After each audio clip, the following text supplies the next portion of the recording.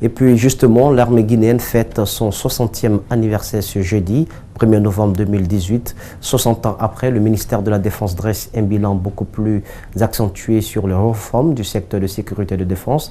En cet effet, la direction de l'information et des relations publiques des armées a accordé un entretien à notre équipe de reportage. Makiso, Lamine Silla.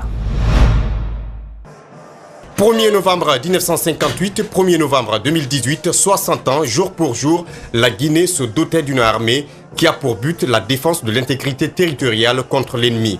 À ce jour, quel bilan peut-on dresser?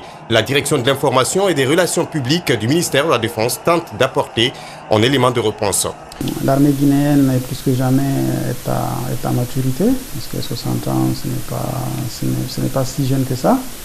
Et du coup, depuis 2011, avec les réformes du secteur de sécurité engagées par le président de la République, et nous sommes rentrés dans une nouvelle phase de modernisation de l'armée guinéenne, qui est devenue, comme on le répète souvent, une armée républicaine soumise à l'autorité civile légalement établie.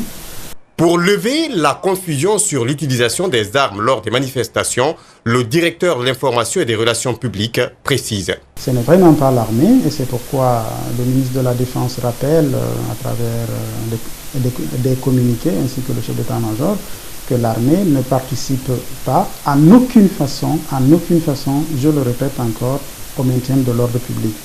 Lorsqu'il y a des manifestations, les militaires sont automatiquement consignés. Mieux, je vais vous donner un exemple, en mars 2018, il y a eu des manifestations à Kaloum, y compris aux alentours du camp Samori Touré, où se trouve le bataillon du quartier général. Et les militaires qui étaient là, postés devant le camp, étaient totalement désarmés. Il n'y avait pas un seul militaire avec une arme.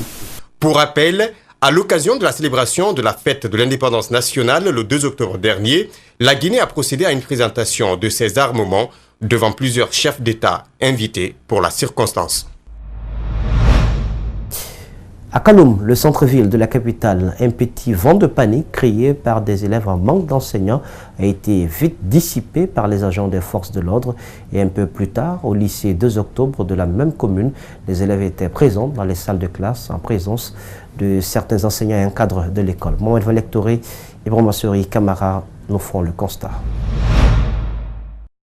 Un instrument doit être sociable et tout cet instrument sociable se passe de rôle. Une façon de montrer quoi. Au lycée 2 octobre de Kaloum, la reprise des cours est effective. Pour ce mercredi 31 octobre, nous enregistrons la présence massive des élèves dans des salles de classe. La première matière est déjà dispensée. Nous avons bien suivi les cours d'aujourd'hui en économie. Le prof était motivé et les élèves aussi sont motivés. Nous venons remplir la classe. Vraiment, nous sommes soucieux de notre bac. Encadreurs et enseignants ont tous répondu présents. La question de savoir si ce ne sont pas des contractuels qui enseignent, aucune réponse. Une stratégie du personnel d'encadrement qui pense que ce n'est plus la peine d'abandonner les élèves. Je procède par la sensibilisation, rien que la sensibilisation. Finalement, ils comprennent. Et nous sommes là pour ces enfants. Quant aux enseignants également, je leur demande de faire preuve de sagesse. L'enseignant, c'est le modèle. Malgré la crise que traverse le système éducatif, certains enseignants rencontrés disent être disposés à tenir leurs heures de cours. Les professeurs là sont ici pour nous, juste pour nous aider à améliorer notre niveau de vie. Par exemple, quand nous prenons l'exemple sur les écoles privées, eux, ils suivent très bien leurs cours là-bas. Ce n'est pas la peine de rester à la maison. Les professeurs viennent et dispenser les cours et nous suivons attentivement les cours. Devant l'établissement, un dispositif sécuritaire pour empêcher tout mouvement. Alors qu'on nous a informé ce matin que les élèves du dit lycée ont manifesté.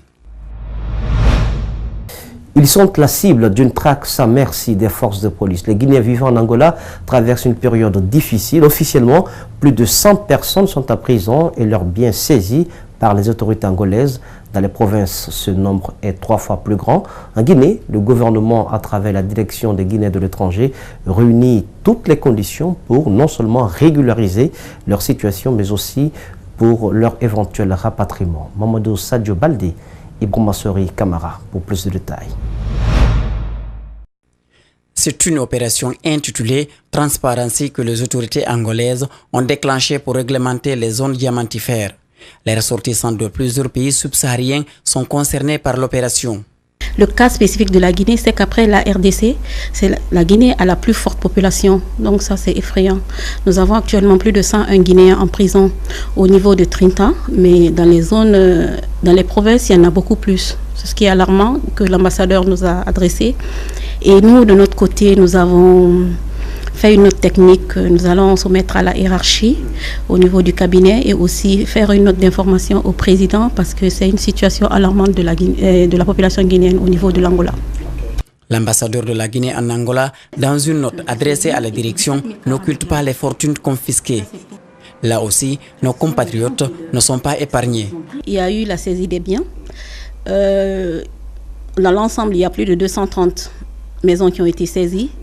Plus d'1 million de dollars, 17 000 carats de diamants qui ont été saisis partout. Ça, c'est pour toutes les populations confondues, donc guinéens comme autres. Les ambassadeurs de l'Afrique de l'Ouest doivent être reçus par les autorités angolaises pour trouver une issue. En attendant, l'ambassadeur guinéen sillonne les prisons pour identifier nos compatriotes dans les provinces. L'Organisation internationale de la migration et l'Union européenne ont l'habitude d'accompagner la Guinée dans le rapatriement de leurs ressortissants. Il est possible que cette expérience soit rééditée.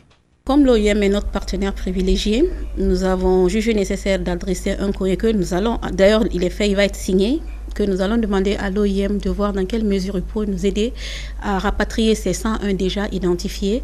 Les Guinéens qui vivent dans la capitale ne sont pas non plus épargnés par l'insécurité. Le ministre des Affaires étrangères devrait effectuer un déplacement à Luanda pour tenter d'atténuer leurs problèmes.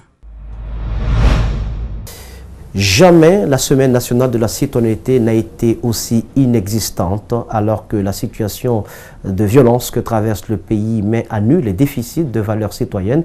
Cette initiative institutionnalisée en 2016 est célébrée chaque année dans le pays. Cette année, elle passe inaperçue sans aucun engouement pour sensibiliser les citoyens à adopter des comportements plus responsables. Malik Sangiana Kamara, Amara Alexila.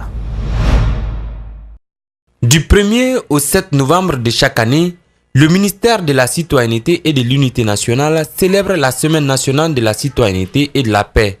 Les acteurs de la société civile sont au centre des activités pour donner une dynamique à cette initiative.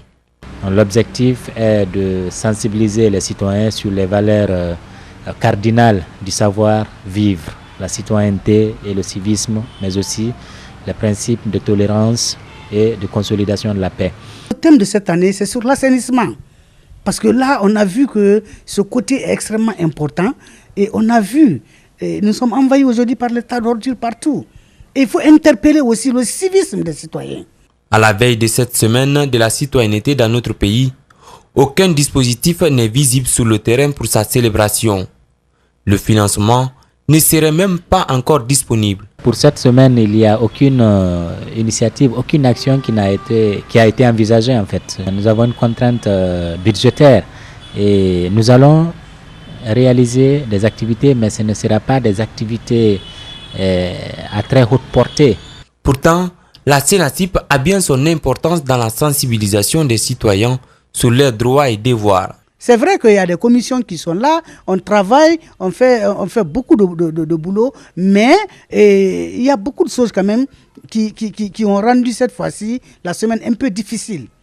Vu l'instabilité, la violence, la haine, la destruction des édifices qui se passe aujourd'hui dans notre pays, avec l'installation des élus locaux là, tout ça c'est des problèmes. A rappelé qu'à la clôture de la CENACIP de l'année dernière, le ministre Gassama Diaby a estimé que l'initiative a été sabotée par les autres membres du gouvernement qui ont brillé par leur absence avant d'annoncer qu'ils n'organiseraient pas la 3e édition.